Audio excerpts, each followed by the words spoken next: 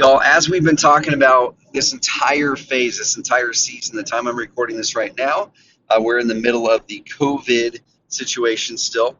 And I've been trumpeting this for years. I've been trumpeting this for years, y'all. And now finally some people that have been kind of ignoring it because you're on the gravy train. You were on the gravy train before. It's easy to do business when the industry is going up. It's easy to do business when things are great. When you're running, guys, I just started running. I'm not a runner, but I started running 2 days ago. It's easy to run when things are going downhill for me. But when it gets tough is when I start to go uphill. That's when things start to pain. That's when it points out the flaws in my running. That's when it points out the flaws in my technique. Okay? And what's happening right now is when the market's getting a little bit tougher, when there's some things that kind of shook the boat, what it's doing is it's pointing out the flaws in your business. It's pointing out the flaws in the way that you've been lazy, possibly with the way that you've been doing your marketing. Now, we've been saying for years, content is key. Content and building authority are exactly what's going to help you win in this environment when things get even harder. I've been saying this for years. Go back and look at the webinars, go back and listen to the podcast. Just many people chose to ignore it because they didn't have to do it at that time. I'm casting vision out there. If you want to make sure y'all to be ahead of where we're going in the industry, continue to listen to what we're doing here instead of just keeping on your laurels of what's working right now. Okay, so the reason I said this is this. In our last Market Leader Summit, we hyper focused in on the hybrid agent investor, which I really feel is the future. We're having a lot of our clients shift over to this. Okay, we have a lot of clients that are moving their agent websites or their overall websites over to a hybrid agent investor. Okay, but also here's the deal: is you need to be creating content. So even those of you who don't think you can create content, or you think you're too ugly to create content or whatever, you're not too ugly. I can promise you, you're beautiful, you're amazing, you're handsome. You are you, and you should be putting your face and your amazing voice in front of people to help serve them. If you can't get your face and voice in content, it doesn't have to be your face and voice, it can be written content. If you're not going to get content in front of people that's going to help elevate you, that's going to help build value, it's going to help people draw closer to you and build you up as an expert and an authority, then you are going to have a tougher time competing against people who are. So these two guests I'm bringing on right here are actually from a recording of the Market Leader Summit. So we did the summit just recently. You guys can actually go check out. I think you can possibly buy the recordings of the summit. Still, just go to carrot.com/summit, and you should be able to put in your information. And then I think you might be able to go to a page where you can buy them. It might be closed down. If you hit a page where it's not letting you buy them, then they are not for sale right now. But hit our support up, and we might be able to sell them to you. Aaron and Krista Farr, they're amazing agents up in Spokane. Now, they posted something just very recently about their March. Now, when a lot of people are freaking out, they had their best month ever in the month of March. And they posted some stats just recently again on their Instagram showing what the market's doing in their market. Now, the reason I say this, y'all, is because they're leading with content. All of their marketing, they made over $500,000 last year in just agent commissions. They have tens of millions of dollars in real estate projects going on right now. Okay, they're continuing to grow their business right now in big ways. They're going to have an even bigger year this year as real estate agents and investors up in Spokane. Not a huge market. Okay, and it's based off of content. It's because they're putting out consistent content, building connection, building authority, building trust with their market, and they're doing it through Instagram and through social. I just pulled into my house. My kids and dog are running up here. They're doing it through Instagram and social. Now we're working with them to get that content over on their website to attract the organic traffic. So the reason we wanted to play this special episode from the Market Leader Summit, take it out of our summit vault, is because especially right now, you as an agent or an investor, follow their model, follow exactly what they're doing to stand out in their market, to win, and to attract and build positivity through content that you can get out through Instagram, through Facebook, through your Carrot website, and win during the Corona pandemic. If you start creating content right now and lead, you're going to be the authority when this comes out, and you're going to have a pop of business out the back end.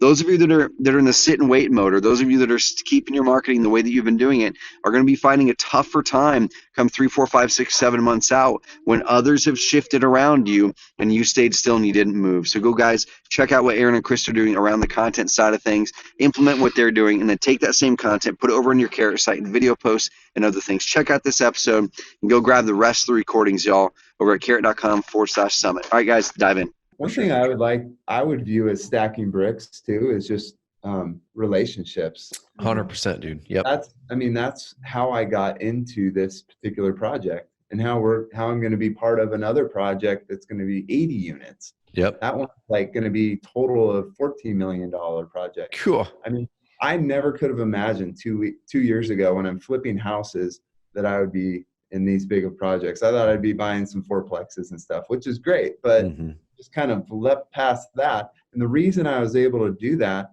is relationships I built. You know, I built credibility, I built trust, and basically was just the type of person that they would want to be part of their deal. Yep. They don't even really need me. They want me to be part of their business and their lives. Just the value in building those kind of relationships really pays off.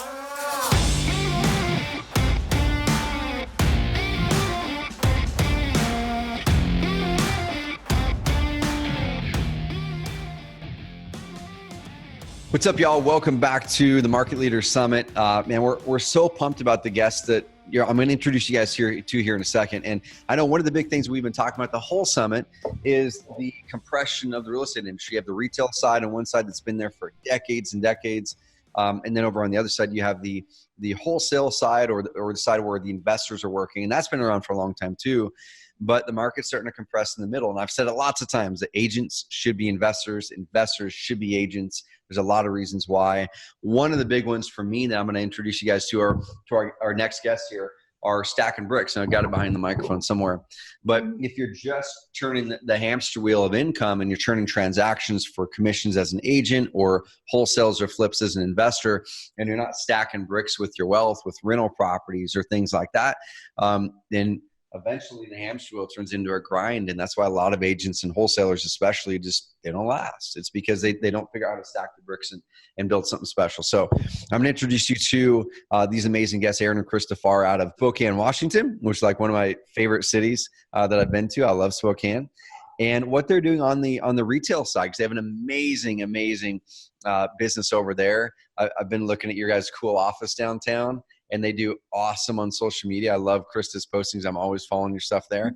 But then they have some crazy cool projects going on the investor side too that I think would be really interesting for you guys. So welcome to the Market Leader Summit, Aaron and Krista. Thank you. Yeah, thank you for having us. Yeah. We're excited.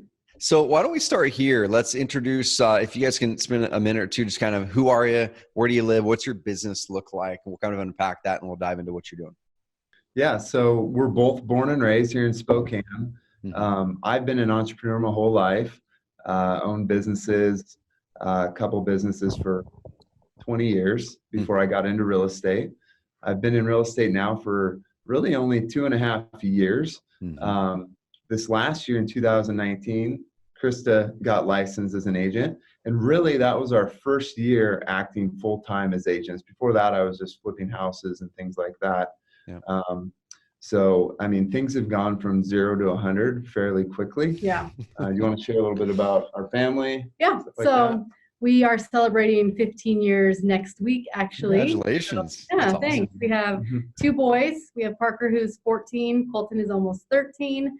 You know, we love to travel. We love the 4 seasons of Spokane. It'll always be home, but we really love getting away to warm, sunny places. So you'll see a lot of us there also. You guys still have the Costa Rica glow too. Like guys, they came back from Costa Rica not too long ago. They were documenting on Instagram. You guys still have the glow. You look good. Yeah.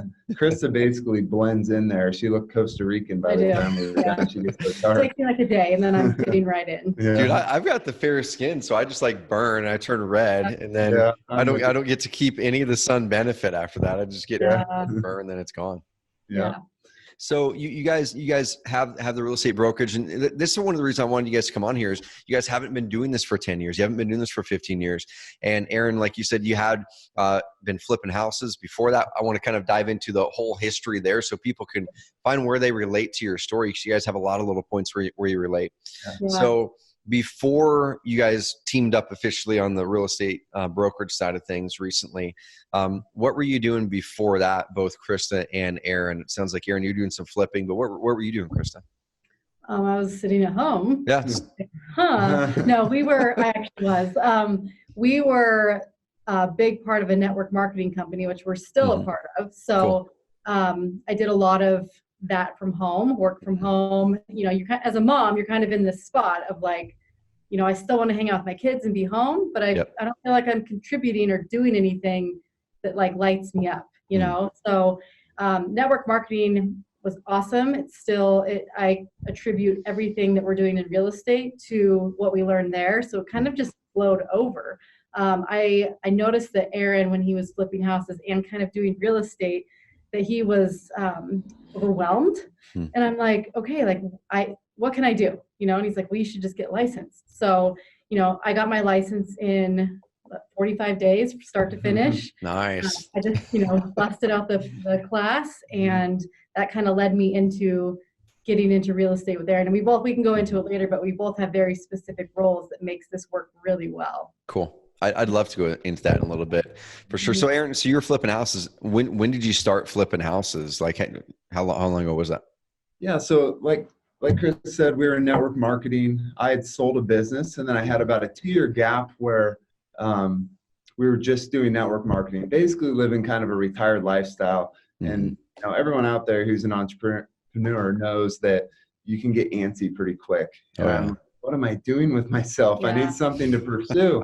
And so I knew a guy that I followed on social media. I didn't really know him personally, but I asked him to coffee, and he owns the brokerage we're at.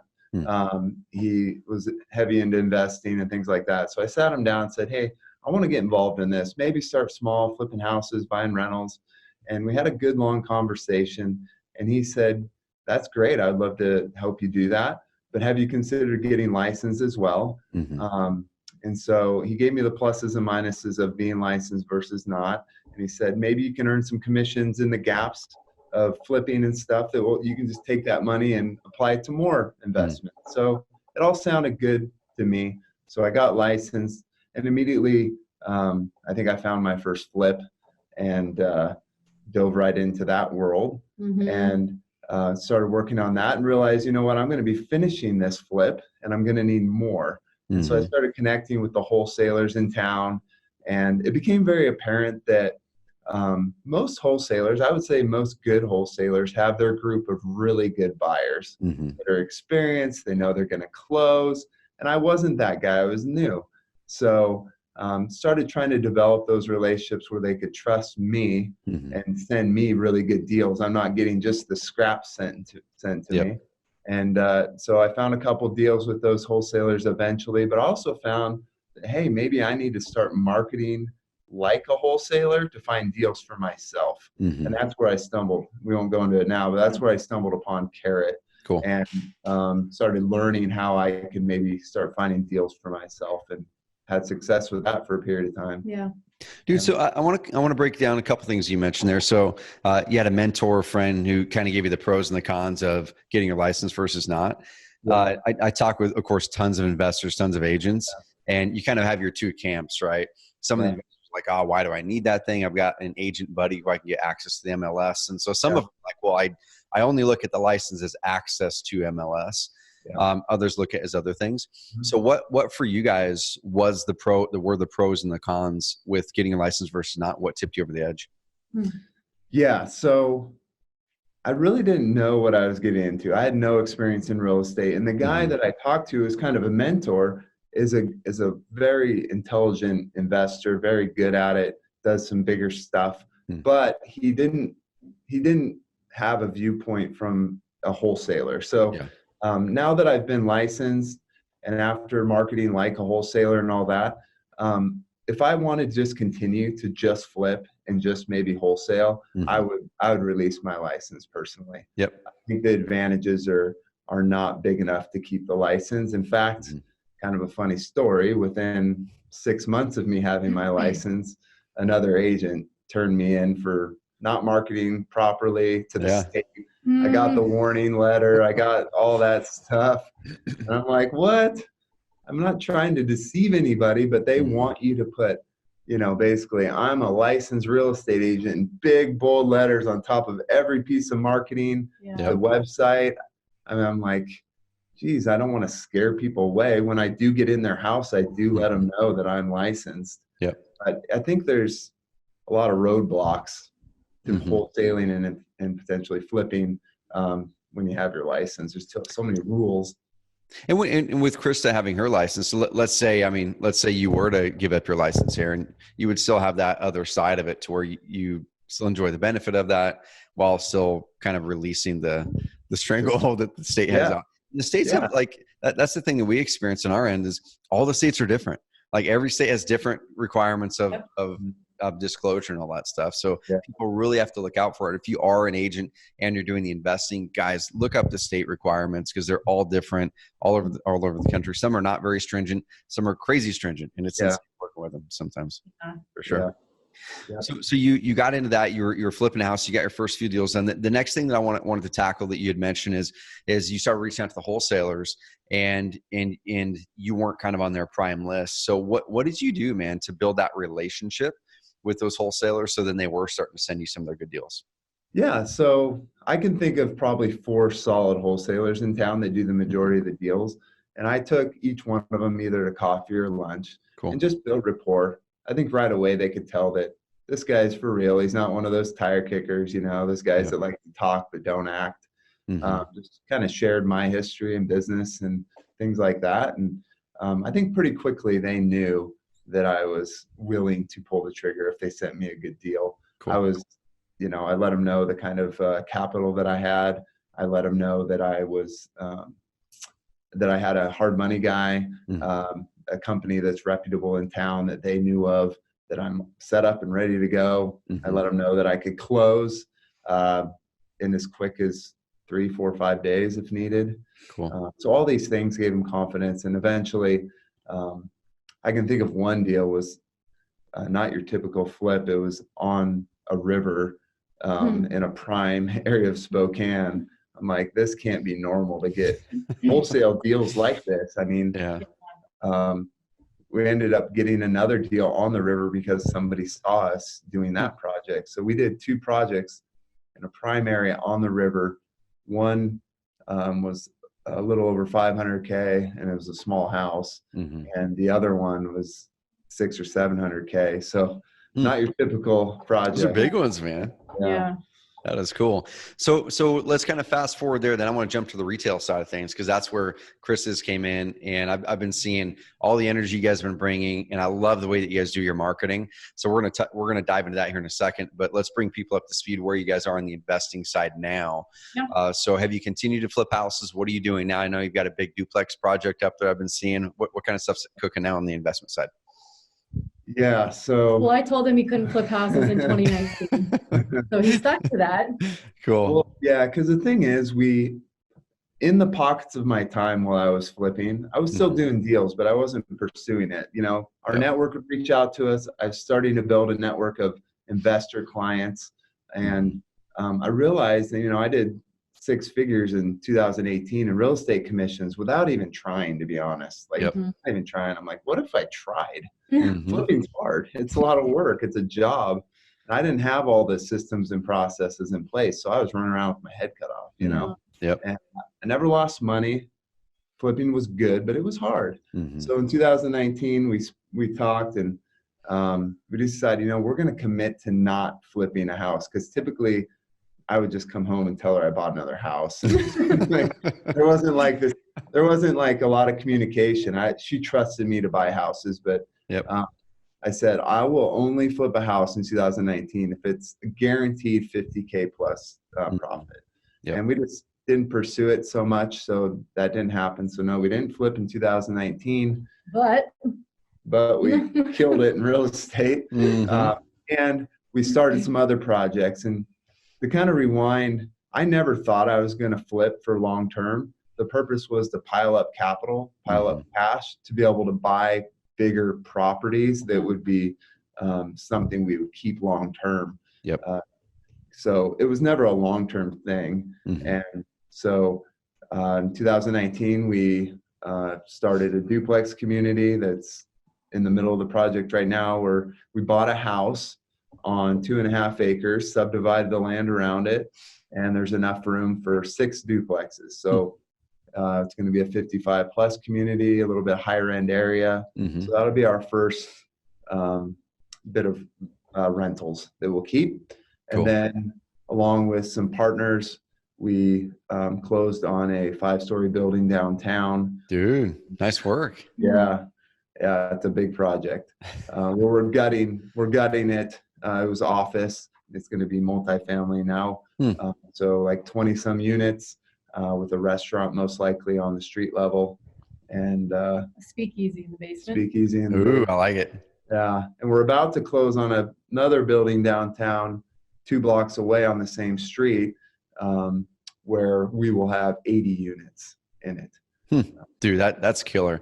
So I definitely want to dive into that stuff. That stuff is really interesting to me. That's stacking bricks, right? That's stacking bricks, and that's really building up the stuff where you can have more freedom and flexibility. Let's go to the retail side now, because as you were mentioning, Krista, you came into the business with Aaron.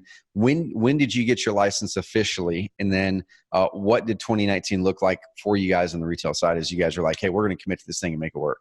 So I took the test, got my license 2 days before we went to Mexico in December. So got it, didn't do anything. So we went to Mexico. We kind of mapped out goals, kind of what our year wanted to, look like. And then when we got back January 1st, 2019, we went. And we did not stop.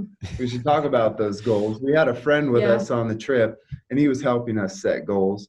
And he threw out a number that he thought we should shoot for as commissions. Yep. And even me, a big thinker, I'm like, dude, let's set a goal that we can hit. I don't want to fail in my first year.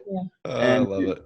And Chris said, though, surprisingly, he's like, no, Aaron, we need to go for that. And so, our goal was 500,000 in commissions, basically in our first year. I'm shaking my head. That's huge. That's huge for anybody. No. Yeah. And we ended up with 655 in commissions last year. Oh my gosh. Congrats, guys. Yeah. You guys like a digital high five there. I love it. Yeah. What kind of mindset shift did it take for you guys to make that leap? Because I mean, like you said, even the 500 was a big deal, big number for you. So that had to be something in there that shifted in your minds to go, well, not only do we think we can do this, but we're gonna make it happen and go over that goal. Well, I think for us, being accountable to a couple of people that really believed in us, like Aaron and I are both competitive, firstborn. So if somebody tells you to do something, we're going to do it, and we're going to do it better, right? We're going to do it twice. So I don't really think there was a huge mindset shift. It was just like, all right, and we're going to do it. And just having the goals written out in front of us. We knew that roughly we had to close 6 deals every month, 72 deals in a year to achieve our commission goal roughly. And so that breaks it down. I mean, to just think of that number 6 each month is not that difficult. And if we're at 5 and we need to just strive for that one more, then we tend to find a way to make it happen. So what did you guys do first? So you guys got back in January and you had that goal, hey, let's get 6 a month. Did you guys already have a pipeline coming in from the work you'd been doing, Aaron, or did you guys have to start from scratch, and what'd you do? We started from scratch, and I think it was just social media. It was building a brand, which I could talk about this all day, but it was every day putting out there what we're doing, why we're doing it. I would do, this is what we're doing today. This is, almost too much, but I know from past experiences, if people don't know what you're doing and you're not consistent at it, they're not going to take you seriously. We realized this year that the work we did at the Q4 in 2019 definitely impacts Q1 of this year. So we're hitting the ground running a lot faster this year versus last year. So we didn't do 6. We did 3 in January. We didn't do 6 the first few months, but we made up for it later. So it's definitely important to have that pipeline filled. No one should expect to just hit the ground running. You got to give it time. And it takes time to get momentum, right? It's like, you got this fancy little, I'm an artist, guys, like an amazing artist. You got this fancy little chart where it takes time to get momentum and build up when you're stacking those bricks. And that's one thing that a lot of people watching the summit, there's going to be people on here who are the biggest investor agent in their area watching it. There's going to be who are just getting started and everything in between. And one of the main things that I see when I talk with people is their ability to make the decision, say, I'm going to do these things consistently long enough to push through the point to where I'm questioning, is this working or not, to where like it finally catches on. So Krista, you mentioned the social media part of it.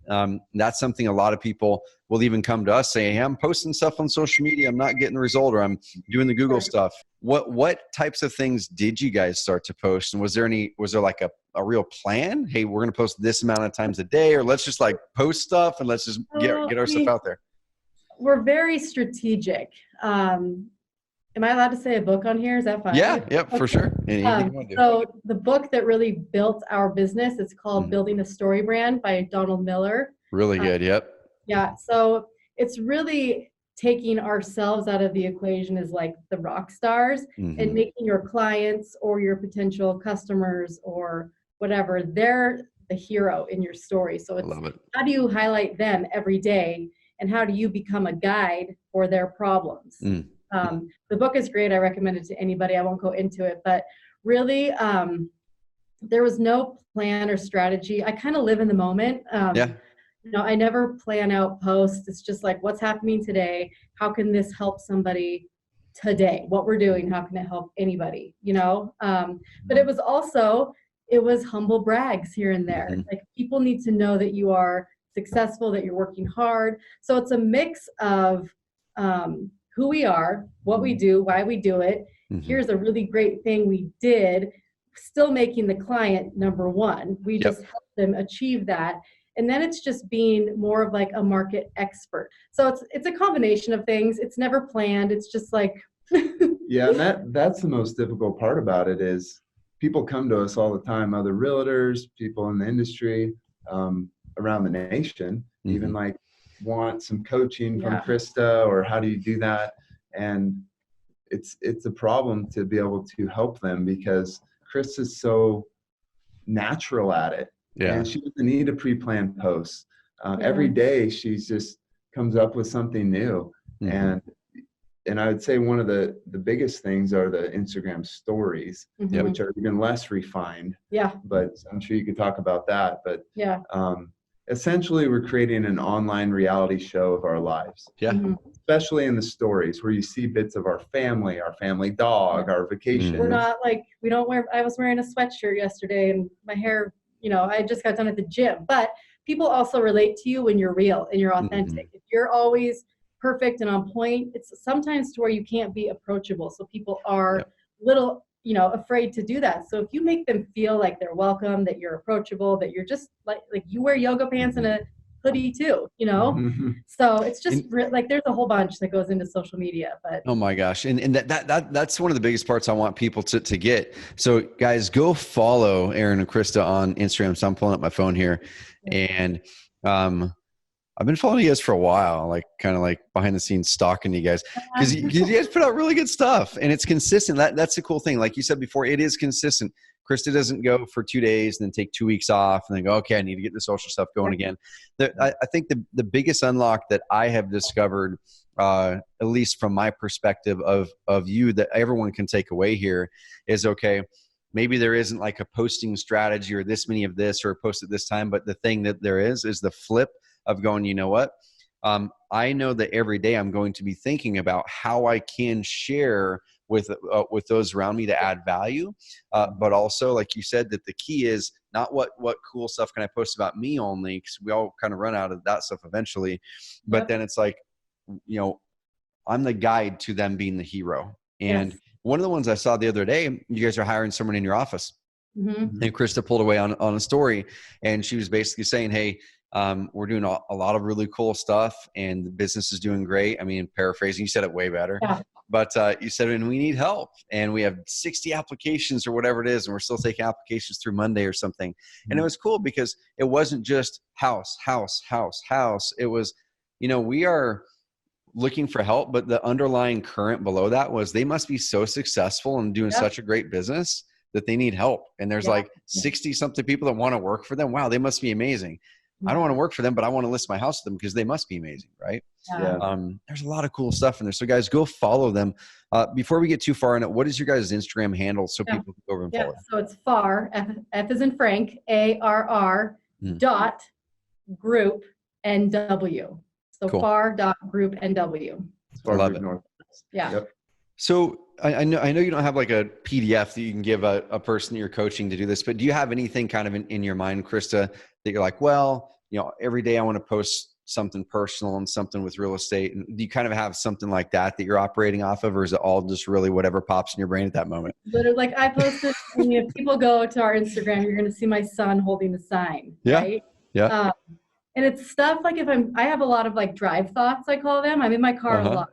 So I see things or I think of things, but I saw, this is probably not politically correct, but a homeless person standing on the road. And I'm like, I am about to resort to standing on the side of a road asking for people for listings because we need them and we can't get them fast enough, right? Mm-hmm. So we had our son hold a sign that says, I don't need food, I don't need money, my parents need listings. So it's like thinking kind of outside of the box, like what is going to captivate people? How are they going to read that post? Mm-hmm. Are they just is it just another like sold picture? Are you just talking about how you're a realtor? Like everybody sees that, those things that are going to captivate your audience and like make them laugh or make them think, and just be authentic. Like don't try to be like everybody else because everybody's already doing that, right? So and connecting with you, that's the big thing, right? There's some really good local agents here, and there's one that's really active on social. And I pinged her on Instagram. I'm like, I love that you're really active on there, but you never see her face. Like it's always, hey, here's this house, here's a listing, let's walk you through it. Never her voice, never her face. And she's a pretty gal. Like she's got a great personality. I'm like, just show me your dog, or like show me something other than the properties, right? So you just have to be aware of how much you're posting of something, and is it too much? Or people just, Krista posted another sold sign today. Like, it becomes redundant and people just scroll right by. So how are you going to captivate them? What problem do they have that you can solve? And you solve it for them before they even ask.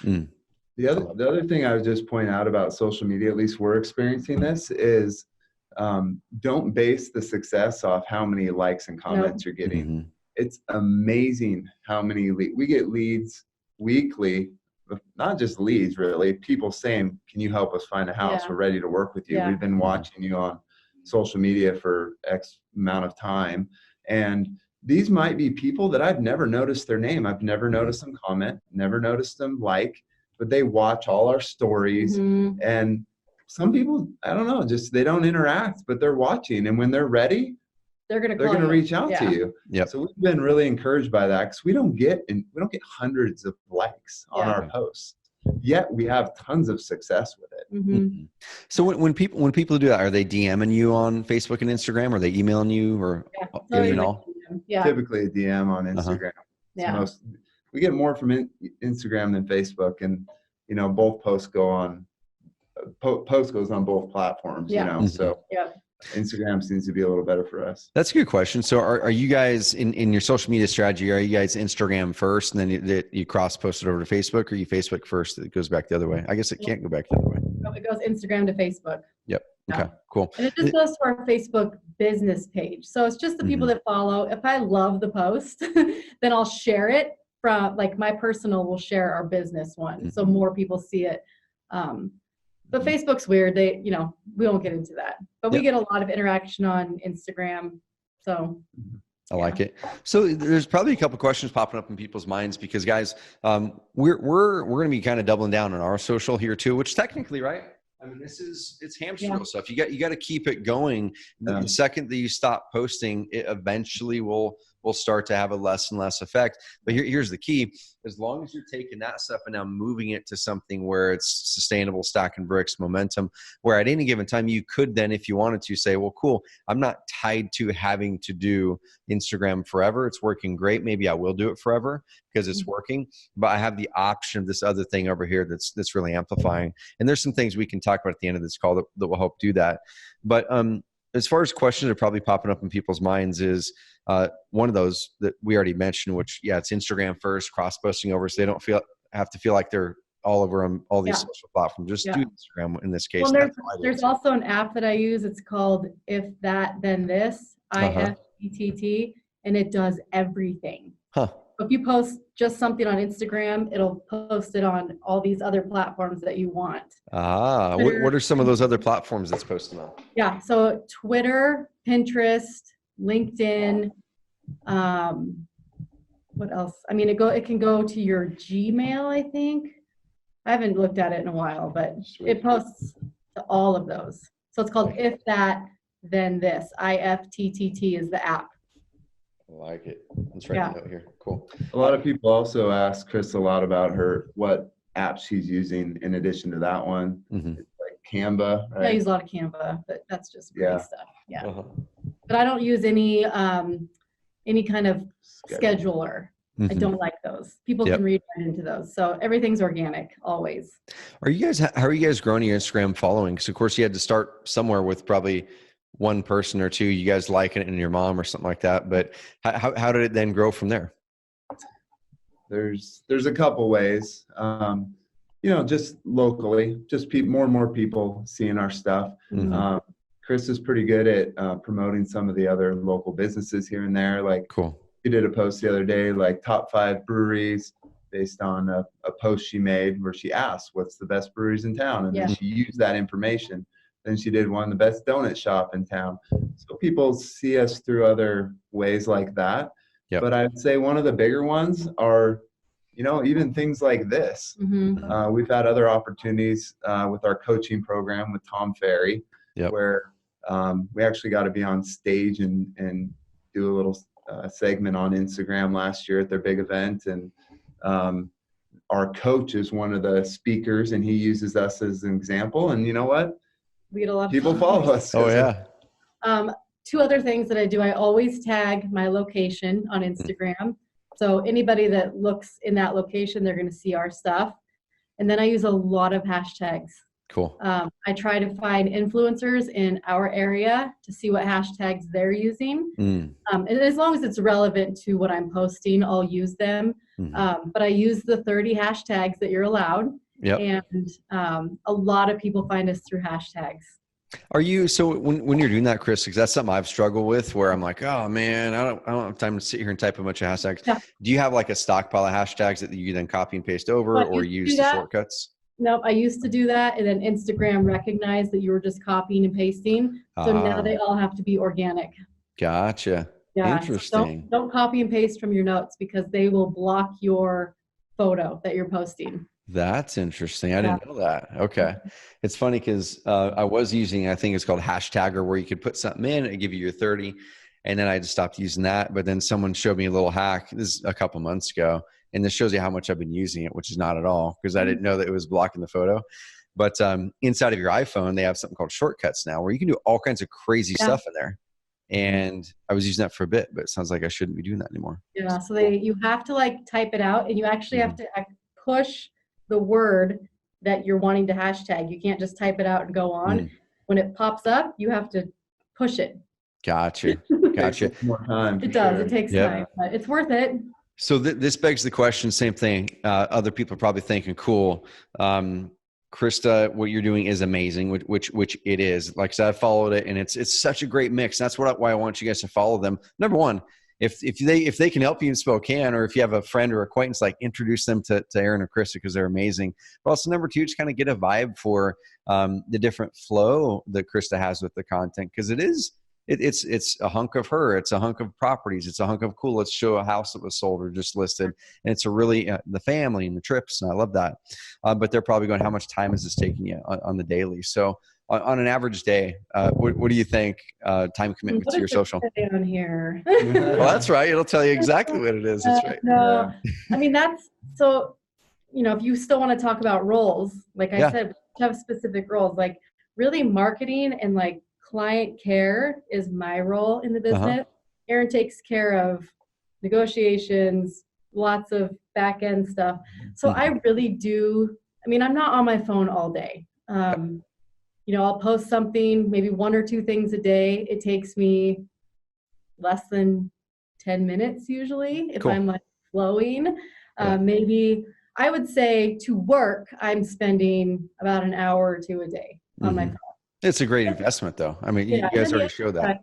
I'm making sure I'm interacting with people. So I am on my phone more, for interaction, because that's so important, that I'm liking people's posts, I'm commenting, because that way I'm going to stay, in the top of their mind when they want to invest or develop or build or buy a house, so you do have to take the time and invest into, because people like your stuff, you need to reciprocate that, so it's really, really important to do that as well. And here's what I want people to think about too, because there's so many other methods, right? We'll go back to the hamster wheel thing. Like there's cold calling, there's text messaging, there's direct mail, there's all those things. They all take some time, and especially cold calling. Would you guys rather be picking up the phone, cold calling the heck out of stuff, or would you rather like be able to engage in people and have fun and really share story and build connection? Yeah. The first part of our stated company mission is add humanity, and for us, that's what you're doing there, Krista, where so many agents are all about the property and you guys are about the human. Oh, and by the way, here's some properties too. Yep. Yeah. Great. Yeah, we've had a few like tear-jerking type situations, like in a positive way, where buyers have been able to get at the dream house they wanted, in a competitive situation. Yeah. And Chris does just such a great job of telling that story on social, and it just resonates with people. Yeah. I love it. But yeah, we get 100% of our business, at least last year, from organic postings, our network, and referrals. Yep. So we're actually this year planning to grow a little bit of a team. And so we're going to have to delve into more lead generation. We talked about that before, and we need to actually put that in. I need to follow through, dude. That's what needs to happen on mine. I need to follow through. Like, the holidays are done and we're good now. Yeah. But yeah, we, like cold calling and things like that, we've never had to do. And we like that. It's easier. It's more enjoyable. Well, and here's the thing. You can spend all day cold calling and you get 100 calls, or you can write a really awesome organic post and it reaches thousands. That's an opportunity that you didn't have cold calling or door knocking. Both have their place, but that's just not how we work though. Yeah, it's not how we built our business. Yeah. Yep, for sure. So let me do this. So guys and gals, go follow them on Instagram, follow what they're doing, get inspired by not just the process they're using, but the humanity they're adding, then pull back and say, of course, I've got my own personality. We've got our own life. We have things that are different than Krista and Aaron, same things that are similar. What things can you guys do to share that add that humanity to your market, that are fun to do? Like, don't do it unless it's fun. Do it because it's fun. Your business should be fun, and it should fuel those passions. So now let's flip it to the other side where I think a lot of people are probably going, man, so they've been doing this for like legit full time for like a year, really, barely over a year. You've got an amazing office. It looks like downtown. Is that office in the building you guys bought, or is it in a different building? No. Well, yeah, the owners of the brokerage bought this building. I'm not part of the ownership of this, but we have our office here in the building. Yeah, it's a cool office. It's way cool. It's really, yeah. And so let's talk about the buildings that you guys are a part of acquiring. So you've got the duplex community over there. You've got the building that you currently have and you're working on another one. How did you guys, number one, how did you guys come across those deals? And then number two, a lot of agents are probably looking at that going, man, I would love to get out of the hamster wheel of churning commissions. That's great. The money's great, but the freedom isn't there as much. So how did you guys then structure that deal? Because I'm looking at it going, well, it's not a $50,000 deal. Like there's some moving parts there. How'd you guys structure it? Yeah. So the duplex community, we were lucky enough that house that was on 2.5 acres was owned by a family member. Cool. And so kind of had that in to buy that property and do what we did. And we've developed a really strong, close relationship with the owners of the brokerage we're at here. A few brothers. Cool. And some opportunities came up where I needed their help on the duplex community. I cash flowed all the infrastructure, got it subdivided, and then I went to the banks, the community banks, all of them, and I have a pretty good financial picture, but they're like, well, you have no experience developing or whatever, so we'll give you the funding to do the first 2 out of 6. Like, I want to do all 6 at once. I don't want this to drag out. I want to do all 6. Yeah. And so I was telling that to the guys here, and they said, hey, would you want to sell 50% to us?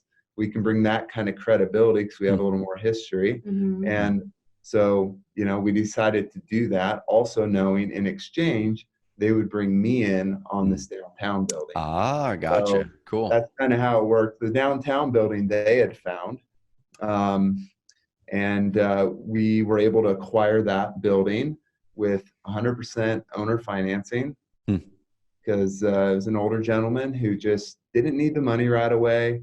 And he actually wanted the option, and he gave us the option to either buy him out. He wanted some upside in the finished product, where he would have, let's say 20%, or we could buy him out. So the contract states that we get the choice when it's done. We can either buy him out based on the appraised value, or he can stay in the deals as kind of a silent partner. So that got us into the building with low amount of money.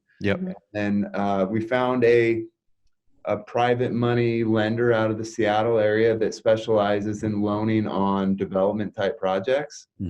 And the terms are pretty amazing. It's expensive money, but you're not dealing with banks. You get it quick, and of course they vetted it. We had to get an appraisal as if it was finished. So I think the numbers, people always like numbers. We paid about 1.5 for the building, which is a good buy.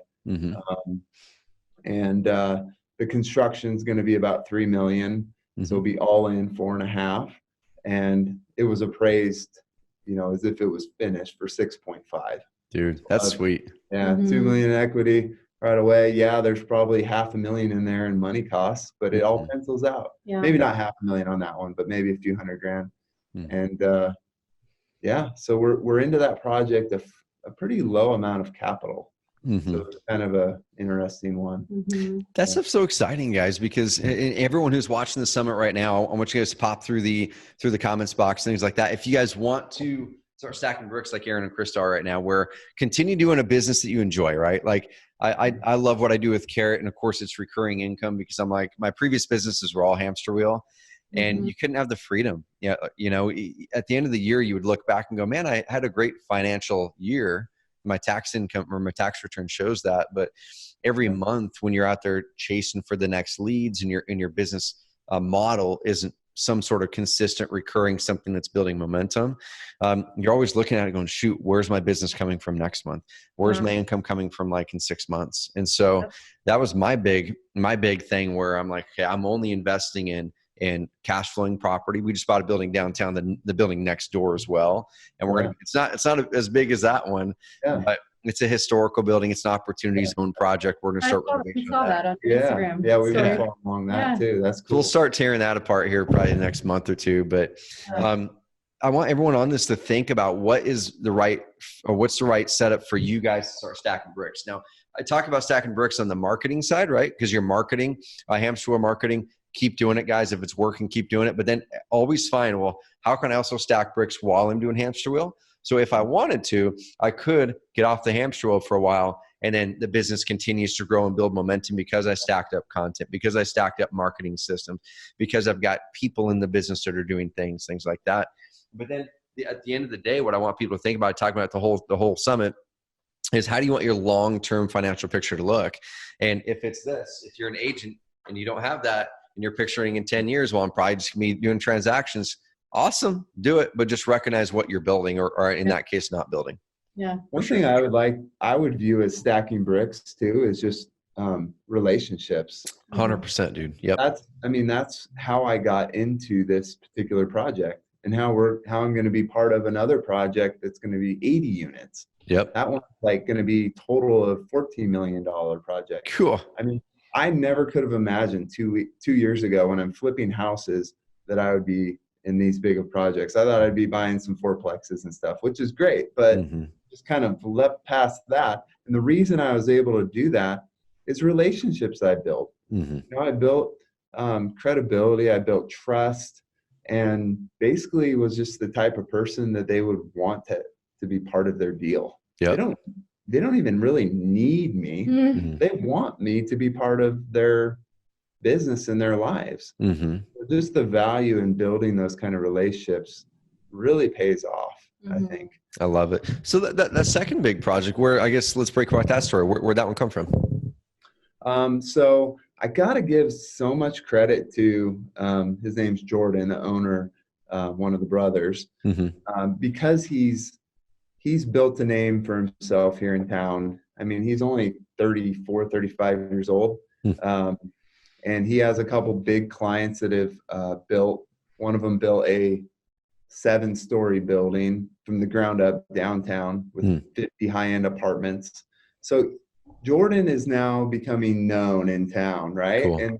And that's also part of that relational thing. He's met a lot of the building owners downtown, and they see that he's doing stuff. So a lot of people just come to him. Yeah. And I think this other one, it just kind of came to him like, hey, Jordan, see you're doing all this stuff. Would you be interested in my building? And they tend to be older gentlemen that are ready to move on to something else, right? And this building was a big 5-story building as well, and it was being used for like storage documents, like medical documents, not to its full use that it could be. Yeah. Right? And so same situation. Jordan talked to him and said, "I'd love to do the project, but I need you to carry the contract." So same situation, same lender, giving us. They've already approved, whatever, $10 million in construction money. And the cool thing about this lender too is they carry all interest and payments to the end. So we have no monthly. Oh, wow. Payments. Wow. Yeah. That's a big deal there. Yeah. So then you refinance out on the back end. Is that what you guys are going to do with conventional? So we do have a really good relationship with a local bank here. That we'll be able to do that. Cool. It's just not as easy up front convincing them to do these huge projects. Like, man, you guys are overextending yourselves a little bit, but you got to take some risks. And there's such a demand for housing downtown. Plus some other advantages. We get like they're offering tax credits, right? No property taxes for like 8 or 10 years or something. Wow. On multifamily downtown. So it's just such a win. That one I think got valued at about 20 million when it's finished, and we'll be all in like 14 or 15. That's exciting, guys. I love it. I got a couple questions for you guys, kind of more on the personal side, and then we'll wrap this puppy up. What do you guys, because you guys have had a lot of changes this past year, like a lot of changes and it sounds like most of them, or if not all, for the better. What do you guys love the most about what you do? And I'd also like to hear on the other side of it, because it's not all roses, for all of us. What are the things that drain the most energy from you in what you do? You want to start?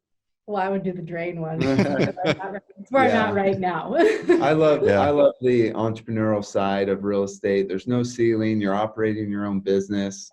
Sky's the limit. You're your own boss. All those things that go well with an entrepreneur. For me, the downside though is you still kind of have a boss, your client. They can be demanding. They can be calling and texting nights and weekends, and need to show homes during those times because that's when they're not working as well. Yeah. So going forward, our future is either we build a team that is a well-oiled machine and doesn't necessarily need us all the time to be working 7 days a week, or we're not agents in the future because we've built those bricks. We've built those investments where we don't need the income from being an agent. So we got that decision to make in the future. Yep. I love it. Krista. So my favorite part is probably relationships. We've met some really cool people had we not been doing what we're doing, and those relationships have continued. I really love, we're in a great industry because it's not like the medical industry, which I was a part of, where people are sad or there's bad things. Like people are buying and selling homes, and they're excited about that. So we get to be a part of their excitement and the process and making sure that they're, well taken care of. So I think relationships for me is huge. And then the downside, because I cried the other night, is it's just we're in a season, and I get that, but this season that we're in, I think we've worked 17 days straight now without a day off. 12 to 14-hour days. We have 2 kids. So it's just, for me, it's like where's the balance? And I know that balance is a bad word. Nobody ever has balance, but it's just time management is really hard for me. It's hard for me to say no. So we're always working. So that's just the tough part, is just the season and the months that we're in right now. It's just a lot of work. And I know that there'll be a time when we have downtime, you know? So it's just, that would probably be the hardest part right now. Do you guys mind if I draw something on the whiteboard really quick? I think it might be relevant to you guys and a lot of people on the call too. So the Summit guys isn't about me, but I think a lot of you guys are going through a similar journey where you have big ambitions. You want to grow a company and you want the freedom, you want the flexibility, you want to grow the finances, but you also want to make an impact. And it's really hard to do that when you are, number one, working a lot of hours in the craft of the work. And then number two, it's really hard to do it if we don't have the right systems and stuff. And so Krista, I can empathize with you. In a big way, like multiple times. I come from a German Catholic family and like a farm family. There's no criers in this family, right? It's like you go to family functions and stuff. I'm not saying no one cries, but it's the German, farm family part of it. And I remember this is probably 3 years ago. I was going through a period where I didn't know what the right answer was. I up until then, I always felt like I had the answer, or I could find it quickly. And at that spot in Carrot, we were probably 10, 12 employees maybe. I'm racking my head against the wall, and I don't know the answer and how I'm supposed to wade through this phase of the business. And I showed up at home, and I was failing my wife and kids because I was showing up late to everything. I was, halfway present, I think would be an understatement or an overstatement, I guess. It'd be an overstatement. This went on for probably 6 to 8 months. I felt like I was failing at work because I would commit to something and so many things just would not get done. And I'm like, man, I showed up one time at home and my wife could tell that I'm stressed. And I usually try to keep it in because I'm like, I can fight through it. I'm good. And I just let it go. It was like the second time I'd ever cried in front of my wife. And it was kind of funny because I'm used to holding her and she like held me and stuff. I'm starting to tear up right now. But I pulled back and said, I can make one of two choices. I can go take the easy route and go, cool, I'm just going to like buffet down my expectations. I'm going to dial back to when it was comfortable 6 months ago and figure out what that was. And I'll settle in that nice little lane. But then I remember the freedom, flexibility, finances, and impact. I'm like, I can't make the greatest impact if I do that though. And impact to me is way more important than the finances part. And it's like a trade-off, right? Where if you can have full freedom and flexibility, but if you want to make a major impact, you have to give up some of that freedom and flexibility. Yep. And so what I started to learn was, I call it the delegation matrix now, and I'm actually doing a workshop on it here shortly. It's in a few weeks. But the delegation matrix for me is this, and you probably can't see what I'm drawing. So right here, and if this is relevant to you, Krista, awesome. If it's not, like, say it's not. But it's almost like there's a wheel, right? And you're kind of sitting here in the middle of the wheel. And when you're starting off to run a business, y'all, you first start out to delegate tasks, right? So like way down here at the bottom, it's tasks, okay? So that's the first thing. I've got tasks I've got to do. Post this stuff on social media or run these things down to the people or create the flyer that does the thing, like whatever those tasks are. And you can easily manage 7 to 8 people or that you're working, not easily, but 7 to 8 is like the max. That you can start to manage up here where you're sending tasks out to. Then what happens though, where you start to get overwhelmed, and that's where I was around that 8 to 12, was everything that you're outsourcing to people, whether it's employees or outsourcers or VAs or whatever it is, it eventually bounces back to you when you're outsourcing tasks. Is you go, hey, I need this thing done and here's some things. Then you put it out to them. They go, cool, I got this thing done. They send it back to you and you got to approve it. And then you've got 8 of them bouncing back to you. And then all of a sudden you can't get your own work done. And that's when you're massively overwhelmed and you feel like, man, I'm walking in mud. So the next thing up here is you have to then go, cool, now I need to delegate projects, right? So delegating tasks is the first level and everybody should get used to that. But then next it's like, cool, in order to now get out of this mess, I've got to now delegate projects. So now you have a person, right? You're hiring someone. I saw it on Instagram, you're putting that out. Now you've got a person, you go, cool. It's going to take some time to train you up. I'm going to give you some leeway to make these decisions that normally I've been making, which requires me to do two things: create process and change my communication pattern. And now you can go, cool, I'm going to delegate these things to you, these outcomes. But now I want you to work with this person. I want you to work with that person. I want you to work with that person. And so now you're working with this person. Maybe you've got 2 or 3 over here that you're still, maybe 4 that are still your direct reports, right? Yep. So projects. And with each one of these levels, I've found, y'all, that there's two things that you have to change in order to unlock each level. In order to delegate tasks, there has to be a communication cadence, and there has to be a process, right? The communication cadence to delegate tasks for me is, let me document how to do this thing and let me send it to you. And then, and that's the process too. But then the communication cadence is, on a daily basis, if you're working consistent with me, I want one email, and that email should show what you got done today, what roadblocks do you have, and what questions do you have. So that's my communication cadence. I'm delegating tasks. Okay. So now up here to projects, same thing. There's a communication cadence change, and there's a process. So, and I could go through this whole thing, but the next thing here is, I just did this. So it's tasks, projects, decisions, planning, and then vision. Okay. So the vision is the hardest one to delegate. Now that's where you're like the true owner, the true entrepreneur at the highest level, where you're probably gonna have people running the companies where they're doing planning and decisions and stuff. You're delegating vision, they're doing it all. But where most entrepreneurs, they're going to be here in this bucket. And in order to get out of this, if you're delegating tasks, you got to get to this, which means hire one key person who's high follow through. They got to be a high follow through on the Kolbe score, and then create system and training on those things. They're going to work with them. The next thing is you're going to hit another set of roadblocks, because what's going to happen is they're going to get roadblocked, and then they're going to be passing stuff to you to make decisions on. You're like, I've got way too much going on again. And then you need then your next process is here. Communication process is what I call a decision matrix. Okay. Is every single thing they pass to you to make a decision, you pull back and go, why can't they make that decision? Okay, let me document how I think about it. I put guardrails in place. Okay, I want you to see this outcome while protecting this other side of it. And now you go and do it. And that right there is going to be a massive unlock for you guys of this next phase. The planning part, you're going to still be doing this stuff for quite a while. And this is where I'm getting into this now, is I'm delegating planning and results. So I should say results, but this tasks, projects, decision, planning, results, and vision.